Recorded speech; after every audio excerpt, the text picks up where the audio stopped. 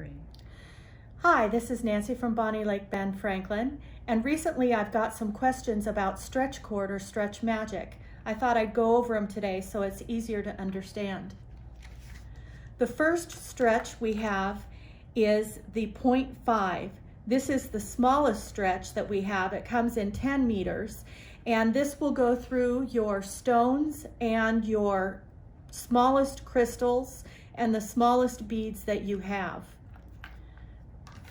The second one we have is the most universal. It's 0.7. It comes in 5-meter spools.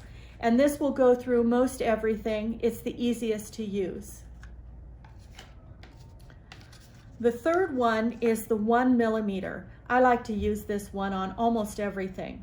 It's a little thicker, so it's great for kids' projects or the bigger holes that you have.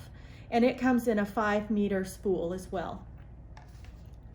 And what you want to do with your stretch is you want to put all of your beads on your stretch. And if you have a hard time putting your stretch into your beads, they make a wonderful tool called the elastic cord needle. You just line all of your beads up onto the needle, and then you put the stretch on the needle at the end, and then you can just load all of your beads right onto your stretch. Then when you're done putting all of your beads on, you want to cut your stretch and tie it. You want to tie it once, tie it twice, tie it a third time, and hit the knot with a little bit of clear fingernail polish or glue. I like to use E6000 or GS Hypo Cement.